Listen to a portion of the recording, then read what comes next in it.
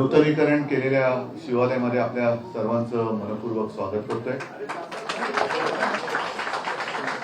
आणि मी अंबादास दानवे यांना तर धन्यवाद देतोच आहे, कारण त्यांनी अप्रतिम असं नूतनीकरण केलंय. पण त्याचबरोबरीने रवींद्र वायकर यांना सुद्धा खास धन्यवाद देतोय, कारण ही जागा ज्या वेळेला आपलं शिवालय मंत्रालयाच्या त्या बाजूला ते बॅरेक्स होत्या तिथे होतं आणि मेट्रोच्या कामासाठी ती जागा सरकारने घेतली आणि एक ऑफिसची जागा कुठे असावी, कार्यालयाची जागा कुठे असावी, 2-4 जागा दाखवल्या, पण त्या काही तशा पसंत पडल्या नाहीत, कारण वरच्या मजल्यावरती होत्या. रवींद्र वायकर तेव्हा मंत्री होते आणि त्यांचं एक घर होतं, त्यांना मिळालेला म्हणजे निवासस्थान बंगला होता आणि वायकर म्हणाले की मी मुंबईचाच आहे, मी माझा जो बंगला आहे तो आपल्या शिवसेनेच्या कार्यालयासाठी देतोय आणि त्यावेळेला हे शिवालय उभं राहिलं. म्हणून या दोघांना मी धन्यवाद देतो. आधी शिवालय कसं होतं तुम्हाला सर्वांना माहिती आहे आणि आपण जसजसा काळ पुढे सरकतोय तसतसं नूतनीकरणाच्या निमित्ताने सुद्धा पुढे सरकत आहोत. आज सुरुवातच मी पत्रकारांशी संवाद साधून करायचं ठरवलं. मुद्दे म्हटले तर अनेक आहेत, काही मुद्द्यांना स्पर्श करता येईल, काही मुद्दे हे नंतर जाहीर सभांवरनं मी मांडेल. नुकत्याच झालेल्या 4-5 राज्यांच्या निवडणुका आहेत, त्याच्यात लागलेले निकाल आहेत. महाराष्ट्रामध्ये शेतकऱ्यांची जी काही दैनावस्था आहे ती अवकाळीमुळे झालेली आहे, दुष्काळामुळे झालेली आहे, नापिकीमुळे झालेली आहे. तिथे सरकार काही लक्ष द्यायला तयार नाही, तो एक मुद्दा आहे. त्याच्यानंतर मुंबईसाठी जो अत्यंत महत्वाचा मुद्दा आहे त्याच्यावरती सुद्धा मी येणार आहे. पण सुरुवात करताना ज्या राज्यांच्या निवडणुका झाल्या त्याचे निकाल लागलेत, जे जिंकलेत त्यांचं अभिनंदन मी परवाच्याच कार्यक्रमात केलेलं आहे. या निमित्ताने एक प्रश्न मी उपस्थित केला होता आणि निवडणूक आयोगाने पत्र लिहिलं होतं की निवडणूक प्रचारामध्ये देवाच्या नावाने किंवा धर्माच्या नावाने आधारावरती मत मागितले तर तो गुन्हा होतो की नाही. कारण आपल्याला कल्पना आहे, मी जे पत्र निवडणूक आयोगाला लिहिलेलं आहे, आयुक्तांनी लिहिलेलं आहे, त्याच्यात स्पष्ट मी उदाहरणासह नमूद केलेले आहे की कर्नाटकाच्या निवडणुकीत माननीय पंतप्रधान बजरंग बली की जय म्हणून मतदानाचं बटन दाबा तुम्ही असं म्हटले होते. अमित शहा आपल्या देशाचे केंद्रीय गृहमंत्री हे मध्य प्रदेशच्या निवडणुकीत भाजपाला मत दिल्यानंतर आम्ही रामलल्लाचं दर्शन तुम्हाला फुकट करून देऊ असं म्हणाले होते. त्याच वेळेला मी आठवण करून दिली होती की या देशातले नव्हे जगातले एकमेव हिंदू हृदय सम्राट, गद्दार हृदय सम्राटांबद्दल माझं काही म्हणणं नाहीये, पण एकमेव हिंदू हृदय सम्राट शिवसेना प्रमुख बाळासाहेब ठाकरे यांनी त्यावेळेला आपल्या भाषणामध्ये हिंदुत्वाचा मुद्दा घेतला होता, राम मंदिराचा मुद्दा घेतला होता. त्यावेळेला मात्र त्यांच्यावरती निवडणूक आयोगाने 6 वर्ष निवडणूक लढवायला तर बंदी केली होती. ती पुरेशी नाही वाटली म्हणून मतदानाचा मूलभूत अधिकार सुद्धा काढला होता. आज त्याच्यामध्ये काही बदल झाला आहे का असं पत्र मी त्यांना विचारलं होतं. पत्रात अजून त्यांचं काही उत्तर आलेलं नाही. उत्तर आलेलं नाही याचा अर्थ मी असं मानू का हा आज आपल्या माध्यमातून त्यांना प्रश्न विचारतोय की होय, देवाच्या नावाने धर्माच्या नावाने मत मागायला काही आमची हरकत नाही आणि ती जर हरकत नाही असं तुमचं उत्तर थोड्या दिवसात आलं नाही तर आम्ही तुमची मान्यता गृहीत धरून येत्या सर्व निवडणुकांमध्ये जय भवानी जय शिवाजी, हर हर महादेव, गणपती बाप्पा मोरया आणि मग जे काय आमचे धर्माचे हिंदुत्वाचे प्रश्न असतील ते उघडपणाने मांडू. त्यावेळेला मात्र आपण कारवाई करता कामा नये, कारवाई आपल्याला करता येणार नाही. हा एक महत्वाचा प्रश्न आहे. दुसरा, शेतकऱ्यांची अवस्था फार वाईट आहे. सरकार आपल्या दारी म्हणून जो काही बोगसपणा चाललेला होता तो आता बंद पडलेला आहे, कारण कोणी त्यांना दारातून उभं करायला तयार नाहीये. एक 4-5 दिवसापूर्वी मी अचानक काही माध्यमांशी बोललो होतो, ते एवढ्यासाठी की हिंगोली मधले काही शेतकरी मातोश्रीवरती आले होते आणि फार भयानक परिस्थिती आहे त्यांची. कोणी त्यांना विचारत नाही, पीक विम्याचे पैसे मिळत नाहीयेत, पीक विमा घोटाळा हा तर एक वेगळा विषय आहे, त्याच्यावरती सविस्तर मी कधीतरी बोलेनच. मात्र ज्या वेळेला महाविकास आघाडीचं सरकार आलं होतं आणि एकमेव अधिवेशन जे नागपूरला झालं होतं, त्या जवळपास पहिल्याच पूर्ण अधिवेशन तेच पहिलं झालं होतं आणि एकच झालं होतं तेव्हा नागपूरचं. त्याच अधिवेशनात मी मुख्यमंत्री म्हणून माझ्या राज्यातल्या शेतकऱ्यांचं 2 लाखापर्यंत पीक कर्ज माफ केलं होतं, त्यांना कर्जमुक्त केलं होतं आणि ते केलं होतं. त्यानंतर मात्र ज्या ज्या नैसर्गिक आपत्त्या आल्या त्याही वेळेला आम्ही मदत केली होती. अगदी एनडीआरएफ एसडीआरएफच्या निकषा पलीकडे जाऊन मदत केली होती. म्हणून शेतकरी हा त्या संकटात सुद्धा तग धरून होता. एवढंच नव्हे तर कोरोना काळच्या संकटात आपली अर्थव्यवस्था जी तारली होती ती या शेतकऱ्यांनी तारून धरली होती. आता मात्र संकटामागून संकट येत आहेत. या सरकारचा उल्लेख मी दुष्काळात 13वा महिना आधी असा केलेलाच आहे. कर्ज डोक्यावरती वाढते, बँकांचे तगारे मागे लागलेले आहेत, विमा कंपन्यांची दारं ठोठावली तरी उघडली जात नाहीयेत, फोन उचलले जात नाहीत. म्हणून एकतर आता ही सगळी थोतांड नाटकं बंद करा आणि जशी आम्ही कर्जमुक्ती केली होती तशी सर्व शेतकऱ्यांची कर्जमुक्ती पुन्हा एकदा लवकरात लवकर करा. कारण निवडणुका तोंडावरती आहेत. घोषणा करून एक भूलभुलैया करू नका. कारण गॅसचे भाव जसे निवडणुकीच्या आधी कमी केले होते आणि निवडणुकीचं मतदान झाल्याबरोबर ते वाढवले होते. अवकाळीचा फटका आहे, त्याच्यात पंचनामे सुरू झाले असं मला काही दिसत नाही कुठे. म्हणून मी सर्व शिवसैनिकांना आणि जिल्हा प्रमुखांना सूचना दिलेल्याच आहेत. त्याच्याप्रमाणे काल नाशिकमध्ये फार छान मोठा मोर्चा जाब विचारण्यासाठी पार पडलाय. मी महाराष्ट्रातल्या सर्व माझ्या जिल्हा प्रमुखांना आणि पदाधिकाऱ्यांना पुन्हा एकदा सांगतोय, जिथे जिथे शेतकरी संकटात आहे तिथे त्यांच्या सोबत जिल्हाधिकारी कार्यालयावरची मोर्चाने जा आणि जाब विचारा की तुम्ही पंचनामे कधी करणार आहात. विमा कंपन्यांना विचारा तुम्ही आमची नुकसान भरपाई कधी देणार आहात. सरकारला विचारा तुम्ही कर्जमुक्ती करणार आहात की नाही. हे सगळे प्रश्न आता ऐरणीवरती घेऊन ते मांडावेच लागतील आणि सोडवावे लागतील. हे राज्याचे सगळे विषय आहेतच. ते झाल्यानंतर मी जो मुंबईचा मोठा प्रश्न आता उद्भवणार आहे येत्या काही वर्षात तो आहे धारावीचा. कारण धारावीचा विकास झालाच पाहिजे. पहिल्या प्रथम आमची मागणी आहेच की धारावीमध्ये जेवढे जण राहत आहेत त्यांच्या घरातल्या उद्योगांसह त्यांना तिथल्या तिथे त्यांचं पुनर्वसन झालंच पाहिजे. ही शिवसेनेची आग्रही मागणी आहेच. आणि ती मागणी कारण आता धारावीला स्पेशल प्रोजेक्ट म्हणून जाहीर केलेला आहे. इतर ठिकाणी झोपडपट्टीमध्ये साधारणतः 400-450 फुटाच्या जागा मिळतात. इकडे मात्र स्पेशल प्रोजेक्ट असलं तरी 300 फूट. तसं चालणार नाही. या धारावीकरांना सुद्धा 400 नाही तर 500 फूट हे धारावीकरांनी आता ठरवायचंय. 500 फुटापर्यंतची जागा ही दिली गेलीच पाहिजे. आजपर्यंत साधारणतः 50-60 हजार झोपड्या तिकडे पात्र ठरवण्यात आलेले आहेत झोपडीधारक. अजूनही 58,000 अजूनही जवळपास 80 ते 90 हजार झोपड्या या पात्र अपात्रतेच्या सीमेवरती आहेत. म्हणजे एवढ्या सगळ्या धारावीकरांना हे आत्ताचे जे विकासक आहेत अगदी नाव घेऊन बोलायचं झालं तर अदानी हे धारावी बाहेर काढतायत का, काढणार आहेत का.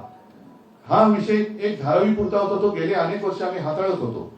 प्रत्येक वेळेला धारावीकर हे माझ्याकडे येतात. धारावी बचाव अशी त्यांनी ती एक चळवळ सुद्धा सुरू केलेली आहे आणि धारावी पुरता विषय मर्यादित होता. त्याच्यामध्ये आताचं जे सरकार आलेलं आहे त्यांनी खास सवलती ह्या अदानींना दिलेल्या आहेत. आमचं कोणत्या व्यक्तीला मी अदानी बोलतोय कारण आज अदानींना ते टेंडर मिळालेले आहे म्हणून मी अदानी बोलतोय. उद्या दुसरं कोणी असतं आणि ह्या सवलती त्यांनी दिल्या असतात तर आम्ही त्यांच्या नावाने बोललो असतो. हा विषय आता केवळ धारावी पुरता मर्यादित न राहता हा मुंबईच्या भवितव्याचा झालेला आहे. कारण एक तर आमची जाहीर मागणी आहे, मी जी दसऱ्याच्या मेळाव्यात केली होती की ही जी सगळी मोठी जागा आहे आजपर्यंत तिकडे पिढ्यानपिढ्या धारावीकर झोपडपट्टीमध्ये राहत आहेत. म्हणजे सगळी गलिच्छ अशी ती वस्ती आहे. आज तिला सोन्यापेक्षा जास्त भाव आलेला आहे. म्हणून या सगळ्यांची नजर धारावीवरती आलेली आहे. मग त्या धारावीमध्ये माझ्या गिरणी कामगारांना घरं मिळाली पाहिजेत, पोलीस कर्मचाऱ्यांना मिळाली पाहिजेत, सरकारी कर्मचाऱ्यांना मिळाली पाहिजेत, सफाई मजदूरांना मिळाली पाहिजेत. धारावीकरांना पहिली मिळालीच पाहिजे कारण त्यांचा हा अधिकार आहे. त्यांचं पुनर्वसन त्यांच्या घरातल्या अगदी सूक्ष्म आणि लघु या उद्योगासह तिथे त्यांना ती जागा मिळाली पाहिजे. त्याच्या पलीकडे ज्या सोयी सवलती म्हणतोय ती विशेष सवलत आहे टीडीआरची. तिथे जो काय निर्माण होणारा टीडीआर आहे तो मुंबईभर वापरण्याची मुभा देण्यात येते.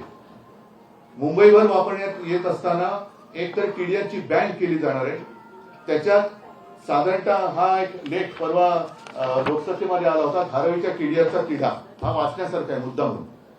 त्याच्यात त्यांनी व्यवस्थित दिलेलं आहे की इतर विकासकांना सुद्धा पहिल्या प्रथम टीडीआर जर वापरायचा असेल तर 40%ची अट ही टाकली आहे की तुम्ही अदानीकडनंच तो टीडीआर घेतला पाहिजे. मग ही जर टीडीआरची सक्ती तुम्ही करणार असाल तर माझं मत आहे की ती अदानीनं का देता, सरकारने एक कंपनी स्थापन करावी. जसं बीडीडी चाळीचा विकास हा म्हाडा करते आहे तसं धारावीचा विकास हा सरकारने करावा आणि बँक म्हटल्यानंतर तिचा ताबा हा सरकारकडे असायला पाहिजे. टीडीआर विकत घ्यायचा असेल आणि ती सक्तीची होणार असेल मागणी तर हा टीडीआर सरकारकडनं विकत घेतला जायला पाहिजे. कारण नाहीतर आजपर्यंत त्याला एक ते इंडेक्सेशन हा एक शब्द होता, तो कोणाच्या काळात काढला वगैरे हा एक भाग असू शकेल. पण आता मात्र धारावीचा टीडीआर धारावीच्या दराने कुठेही वापरता येईल. म्हणजे काही ठिकाणी स्वस्त होईल, काही ठिकाणी महाग होईल. पण म्हणजे असा की बाकीच्यांकडे शिल्लक असलेला टीडीआर हा कोल्ड स्टोरेज मध्ये जाईल आणि पहिल्या प्रथम अदानींचं भलं कसं होईल ह्याचा विचार याच्यात केला गेला. हे आम्हाला मंजूर नाहीये. जर टीडीआर बँक करणार असाल तर ती सरकारचीच असायला पाहिजे. एक तर टीडीआर कोणत्या आधारावरती तुम्ही गृहीत धरलेला आहे त्याचं काही नाही, कारण अजून धारावीमध्ये सर्वेच झालेला नाहीये. त्याच्यामुळे टीडीआर किती तुम्ही वापरणार, किती निर्माण करणार आणि या टीडीआरचा दुरुपयोग जसं एअरपोर्ट अथॉरिटीच्या जागांमध्ये तिथल्या विकासकांनी केला आणि असं तुरुंगात आहे तसा झाला तर हे महाशय तुरुंगात जाणार आहेत का, त्यांना टाकण्याची हिंमत तुमच्यात आहे का. त्याच्यामुळे पहिल्या प्रथम एक तर सर्वे झाला पाहिजे व्यवस्थित, तो सुद्धा धारावीकरांना कुठे धाकदपटच्या पैशाच्या दमदाटीच्या जोरावर झालं तर शिवसेना हा सर्वे हाणून पाडेल. कुठेही दमदाटी चालणार नाही. आणि तिथल्या धारावीकरांचं परत एकदा सांगतो पुनर्वसन तिथल्या तिथेच झालं पाहिजे. त्याच्यामध्ये आता माहीम निसर्ग उद्यान तुम्ही धरले का, ठाणी धरले का, रस्ते धरलेत का, या सगळ्या हो या गोष्टी धरल्यात का याचं स्पष्ट पाहिजे. दुसऱ्या या लेखामध्ये एक महत्वाचा मुद्दा आहे की साधारणतः असे प्रोजेक्ट करताना सजेशन ऑब्जेक्शन हे जनतेकडनं घेतलं जातं. त्या घेण्याच्या आधी सरकारने हमी दिली की आम्ही सगळे तुम्हाला करून देऊ. हे सरकारने कोणत्या आधारावरती केलं. जर का तुम्ही अजून सजेशन ऑब्जेक्शन आम्हाला कोणाला काही बोलायलाच दिलेलं नाही, जर तुम्ही तसं करणार असाल तर आम्ही सुद्धा आज शिवसेना प्रशासनात नाही, पण शिवसेनेची ताकद ही प्रशासनात असणं आणि नसणं याच्यावरती नाही. शिवसेनेची ताकद ही रस्त्यावरती आणि ती रस्त्यावरची ताकद आज पुन्हा एकदा तुम्हाला जाब विचारण्यासाठी रस्त्यावरती उतरणार आहे. ह्या सगळ्या प्रकरणामध्ये सरकारला नेमका काय फायदा होणार आहे हे कुठे तसं काही झालेलं नाहीये. कारण 20% सरकार आणि 80% अदानी. बरं याच्यामध्ये रेल्वेची जागा कोण खरेदी करणार, ते कोणत्या दराने काय करणार, सेवा सुविधा एवढ्या सगळ्या वस्तीला जर ते दार बंद करून घ्या, एवढ्या सगळ्या वस्तीला पाणी कुठून आणणार, त्याच्यानंतर त्यांच्या सगळ्या ड्रेनेजची जी सोय आहे ती कुठून करणार, रस्ते कसे करणार. एक तर आजच नियोजन शून्य विकास कामांमुळे मुंबईकरांचा जीव घुसमटलेला आहे. एवढं प्रदूषण माझ्या तरी आयुष्यात आजपर्यंत मी काय कोणी पाहिलं नसेल एवढं प्रदूषण हे मुंबईमध्ये होते. केवळ आणि केवळ हे सरकार कॉन्ट्रॅक्टरसाठी काम करते. मग ती रस्त्याची कॉन्ट्रॅक्ट असतील, आणखीन कसली कॉन्ट्रॅक्ट असतील. म्हणजे प्रदूषण एक तर नियोजन शून्य कामांमुळे प्रदूषण, मग ते प्रदूषण रोखण्यासाठी पुन्हा त्याच्यावरती यंत्र, त्याचं कॉन्ट्रॅक्ट, ते होऊ नये म्हणून त्याचं कॉन्ट्रॅक्ट. हे सगळं कॉन्ट्रॅक्टरचं सरकार आहे. आणि मुंबईतले 3 महत्वाचे प्रकल्प म्हणजे जिकडे आता क्लस्टर प्रोजेक्ट होत आहेत हे सुद्धा हे यांच्या घशात किंवा खिशात घालण्याचं काम सरकार करते. ह्याच्यामध्ये 3 जे मोठे प्रकल्प माझ्या कानावरती आले ते म्हणजे अभ्युदयनगर, त्याच्यानंतर आदर्शनगर आणि वांद्रा रेक्लेमेशन. याचा पुनर्विकास हा सुद्धा अदानीला देण्यात येण्याचं घाटतंय. म्हणजे सगळं काही पूर्वी एक आपण म्हणायचं वाक्प्रचार तसं भूमी गोपाल की तसं मुंबई अदानी की. ही मुंबई मराठी माणसाने 1960 साली रक्त सांडून बलिदान देऊन मिळवलेली आहे. ही आम्हाला कोणी आंदण दिलेली नाही आणि आम्ही ती कोणालाही आंदण देऊ देणार नाही. आणि याकरता सरकारला जाब विचारण्यासाठी अदानीने सुद्धा स्पष्टीकरण विचारण्यासाठी येत्या 16 तारखेला शिवसेनेचा प्रचंड मोर्चा हा धारावीतून अदानींच्या ऑफिसवरती जाईल. कारण हे कोणीतरी बोललं पाहिजे, कोणीतरी विचारलं पाहिजे. धारावीकरांना सुद्धा मी आवाहन करतोय की तुमच्यासाठी तुमचं निमित्त आहे, तुमच्या जागा बळकावू देऊ नका. जर कोणी गुंडगिरी करायला आला तर शिवसेनेकडे या. शिवसेनेचे मर्द शिवसैनिक तुमच्या सोबत तिकडे या गुंडांना सरळ केल्याशिवाय राहणार. आणि सरकारला सुद्धा मी सांगतोय की तुम्ही नावाप्रमाणे मिंगे होऊ नका, कारण तुमचे सुद्धा दिवस भरत आलेले आहेत. सुप्रीम कोर्टाची तारीख जवळ येत चाललेली आहे. इथे काही जरी झालं तरी सुप्रीम कोर्ट बसलेलं आहे वरती. त्याच्यामुळे तुम्ही जाता जाता आपली मुंबा आई, मुंबा देवीच्या नावावरनं पडलेलं नाव आहे मुंबई, हे कोणाच्या तरी सांगण्यावरनं कोणाची तरी धुणी भांडी करताना केवळ आणि केवळ आपल्याला खुर्ची मिळाली म्हणून ती आंदण देऊ नका. हे पाप, मुंबईला खतम करण्याचं पाप हे कोणी करू नये.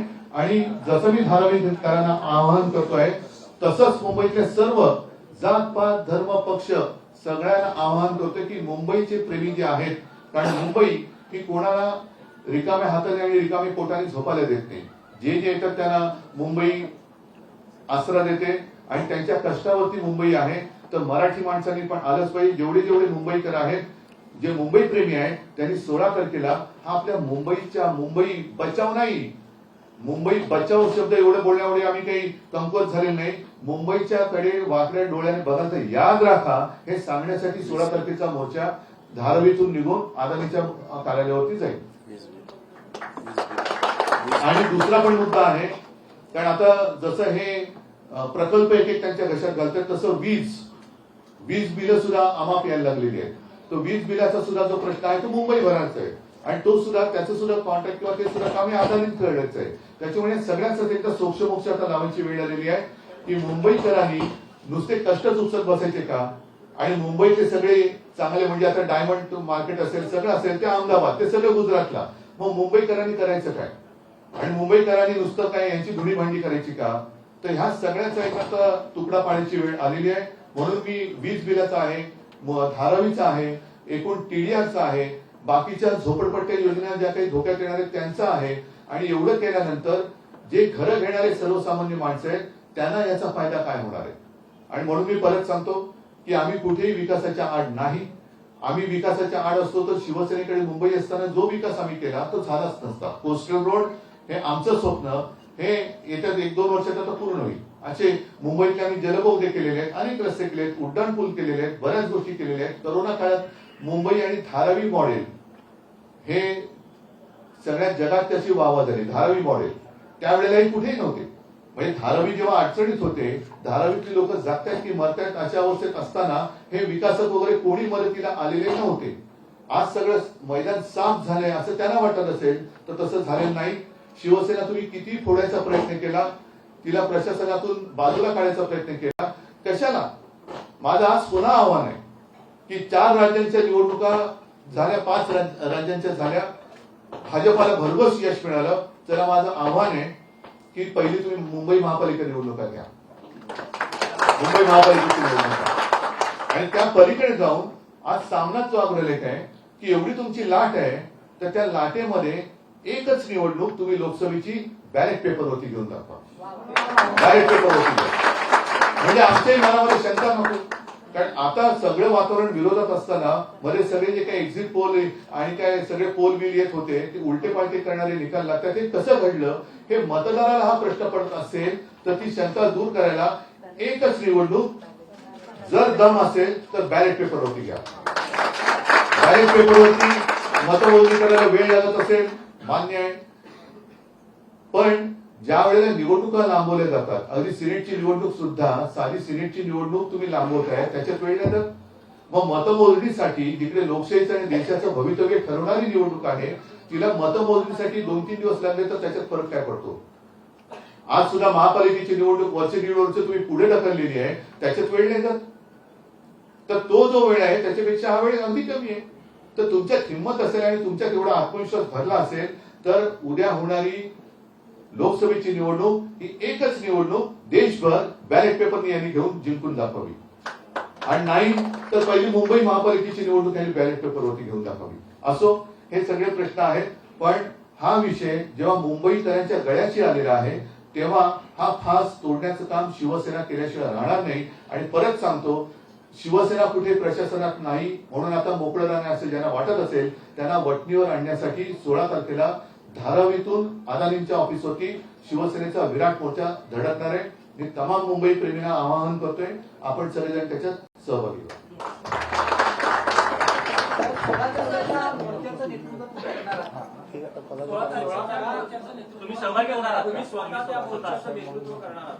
हो नाही तर तुम्ही करताय मी माझी हरकत नाही. तुम्ही करणार असाल तर तुम्ही करा, मुंबई प्रेमींनी करावं, मी तर करणारच आहे. या मोर्चाचं नेतृत्व मी करणार, पण तुमची तयारी असेल तुम्ही करत असाल तुम्ही जरूर करा. वेळ कितीचं बरं? 3. हा 16 तारखेला दुपारी 3 वाजता धारावीतून हा मोर्चा निघेल. माझ्या आव्हानामध्ये मी तमाम मुंबई प्रेमीला आवाहन केलेलं आहे. त्याच्यात जात पात धर्म पक्ष सगळ्यांना सांगितलेलं आहे. इंडिया अलायंस की बैठक पोस्टपोन हो गई है सर, क्या आपको इस बात की जानकारी थी? क्योंकि मैं 16 तारीख को मोर्चा में आने के लिए आपको भी आमंत्रित करता हूं, क्योंकि मुंबई का विषय है, धारावी का विषय है, तो आप भी उसमें आएंगे.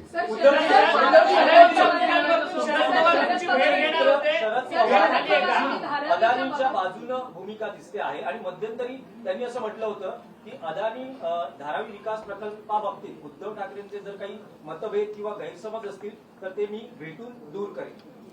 माझे गैरसमज असावेत अशीच माझी इच्छा आहे की हे जे काय सगळं मी मांडलेलं आहे, हा सुद्धा पेपरमध्ये आलेला हा लेख आहे, हा सुद्धा तुम्ही वाचा. हे सगळे माझे गैरसमज असावे आणि इतरांना जशा काही गोष्टी बंधनकारक आहेत तशा अदानींना सुद्धा असाव्यात आणि त्यांना दिलेल्या सवलती हा माझा गैरसमज असावा अशी माझी प्रामाणिक इच्छा आहे.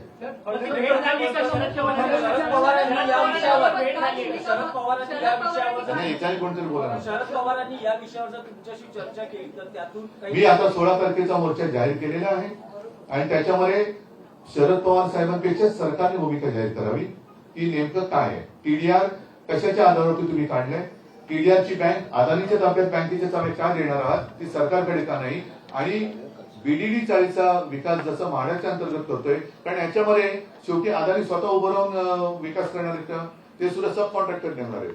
मी जेव्हा मुख्यमंत्री होतो तेव्हा हाही विचार चालला होता की जशी ती झोपडपट्टी पुनर्विकासासाठी आपण एक कंपनी केली होती तशी एक कंपनी करून धारावीचा विकास करा.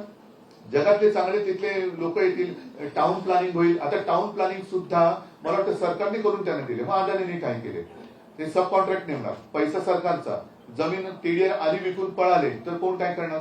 त्याच्यामुळे पहिला टीडीआरचा एक निकाल लावा आणि टीडीआरचा निकाल लावल्यानंतर जोपर्यंत तिथला विकास होत नाही तोपर्यंत टीडीआर विकायला बंदी करा. मी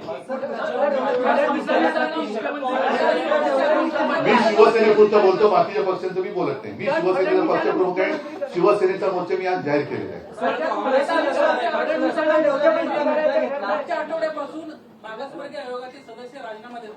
मला असं वाटतं की ते सगळे विषय आज मी ह्याच्यात गुंतागुंत करत नाही. प्रत्येक प्रश्नाचं वेगळं महत्व आहे. आज मात्र हा मुंबईच्या जीवाभावाचा प्रश्न आहे, शेतकऱ्यांचा मी मांडलेलाच आहे. त्याच्यासाठी माझ्या पदाधिकाऱ्यांना मोर्चे काढायचे मी आदेश दिलेत. मी सुद्धा काही वेळेला तिकडे सुद्धा जाईल. धारावीच्या मोर्चाचं नेतृत्व मी करणारच आहे. मी आपल्यालाही सुद्धा सांगतोय की आपण नेतृत्व करू शकत इच्छित असेल जरूर या, कारण आपण सुद्धा मुंबईकर आहात. क्लस्टर डेव्हलपमेंटचा तुम्ही मुद्दा घेतला, क्लस्टर डेव्हलपमेंटला धरून कुठेतरी मुंबईकरांची दिशाभूल केली जाते सरकारकडनं. नाही, सगळं एकासाठी का, सरकार हे कोण चालवतंय आणि सरकार कोणासाठी चालवत आहे, आणि त्याच्यामध्ये तुम्ही नुसती गुलाबी स्वप्न दाखवून आज सुद्धा माझ्या कानावर आलं की धारावीकरांना जे काम चालू असताना तिथून त्यांना ज्या जागा देणार आहेत त्या तिथल्या 10 किलोमीटरच्या परिसरात म्हणजे तिथे मिठाघरं सुद्धा येतात. मग एकदा तिकडे घरं दिल्यानंतर परत तिकडे त्यांना घरं देणार का, तर तिथल्या तिथे घरं जसं बीडीडी मध्ये आम्ही केलं होतं, सुरू केलं, तसं तुम्ही धारावीत करा आणि विकास करून तिथल्या लोकांना पहिले घरं उद्योगासह, कारण त्याच्यात कुंभारवाडी पण आहेत, बरेच बांधकामे, तर त्या सगळ्यांना त्यांचे उद्योगधंदे तिकडे करता येतील. आणि त्या व्यतिरिक्त मी म्हटलं जसं गिरणी कामगार आहेत, पोलीस कर्मचारी, सरकारी कर्मचारी, आणि ते सगळं झाल्यानंतर तुम्ही काही प्रमाणात इतरांसाठी घरं बांधा, जरूर बांधा.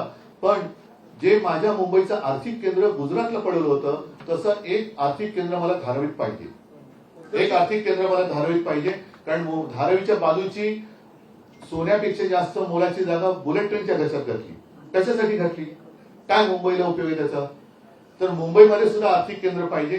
जे उद्योग मुंबईच्या बाहेर पळवले जात आहेत ते थांबले पाहिजेत. तुम्ही सगळं मुंबईतल्या गुजरातला नेणार म्हणजे मुंबईला काय तुम्ही उकिरडा करण्याचा विचार, मुंबई तुम्ही एका माणसाच्या घशात घालायला बघताय, तर ते नाही होणार. मार्च निकालने वाले हैं, हिंदी में जानना चाहते हैं. हाँ सर, हिंदी में जो मैंने जैसे कहा कि सारी बातें सिर्फ अदानी के लिए की जा रही है ऐसे लग रहा है।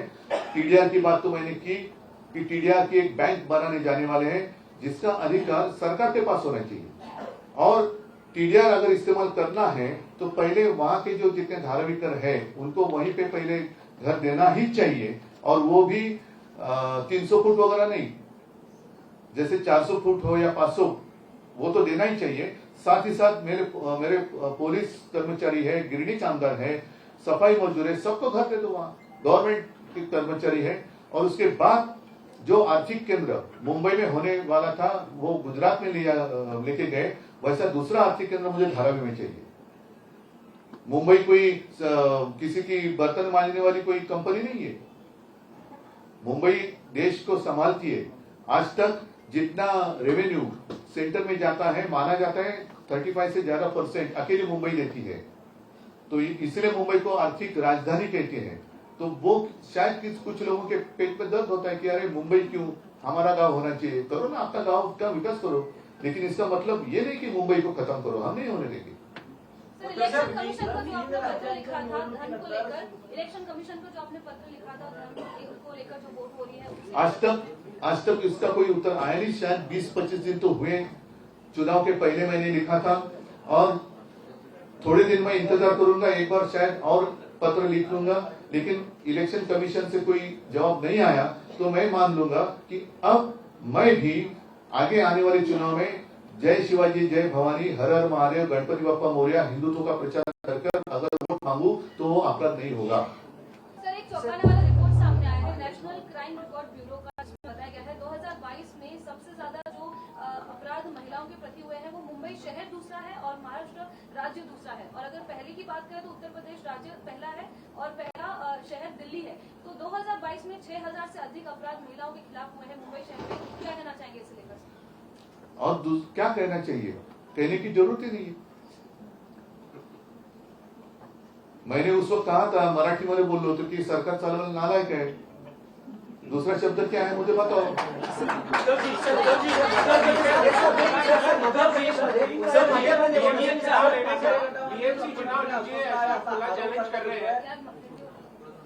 बीएमसी चुनाव लीजिए। अरे पहले सीनेट का इलेक्शन ले लो। मध्य प्रदेशमध्ये लाडली बहिणा प्रभावी ठरली, महाराष्ट्रामध्ये पण केंद्र सरकारच्या मला कळलं, जरा परत मध्य प्रदेशमध्ये लाडली बहिणा हिचा प्रभाव ठरला, परिणाम दिसला। केंद्र सरकारच्या पण राज्यात मोठ्या प्रमाणात महिलांसाठी नहीं, लाडली बहना ठीक है, पर लाडली बहनाला हा जो प्रश्न होता कि गए साल मुंबई में ज्यादा से ज्यादा मुंबई नंबर 2 पर है, महिलाओं के ऊपर अत्याचार हुए हैं।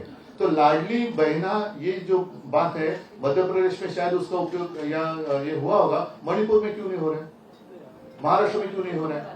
क्या उनकी सब बहना होती है प्रश्न अर्धवट आहे। हो, पण म्हणूनच माझं काय म्हणणं आहे की लाडली बहिणा जर मध्य प्रदेशमध्ये यशस्वी झाले असेल तर मुंबईमध्ये, आता आपण प्रश्न विचारला, महिलांच्या अत्याचारात मुंबई नंबर 2 हे लज्जास्पद आहे का? इकडे इथल्या महिला बहिणी नाही आहेत आपल्या, मणिपूर मधल्या भगिनी आपल्या भगिनी नाही आहेत महिला?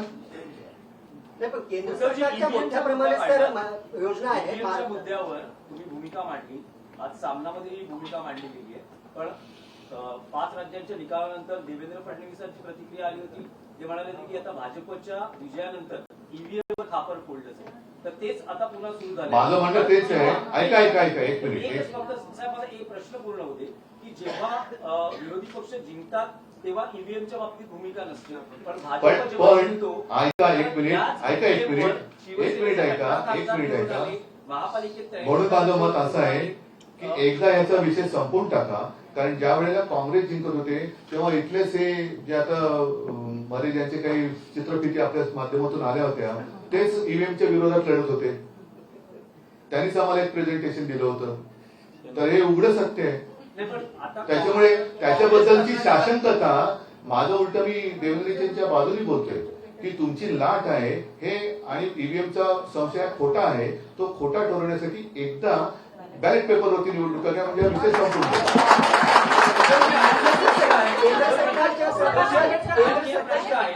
राहुल गांधींनी जे पंतप्रधान नरेंद्र मोदींच्या बाबतीत विधान केलं होतं, त्यांचा पनौती जो उल्लेख केला होता, त्याचा फटका 5 राज्यांच्या निकालांमध्ये आपल्याला पाहायला मिळाला. नाही, मी त्या राज्यात काही फिरलेलो नाही, त्याच्यामुळे मी त्याच्याबद्दल बोलत नाही. मी माझ्या महाराष्ट्रापुरता आणि मुंबईपुरता बोलतोय. म्हणून मुंबईच्या पुन्हा एकदा सांगतो, गळ्याशी येणारा विकासक त्याला जाब विचारण्यासाठी येत्या 16 तारखेला दुपारी 3 वाजता धारावीतून मुंबई प्रेमींचा मोर्चा शिवसेनेच्या माझ्या नेतृत्वाखाली निघेल आणि तो अदानीच्या ऑफिसवरती जाईल.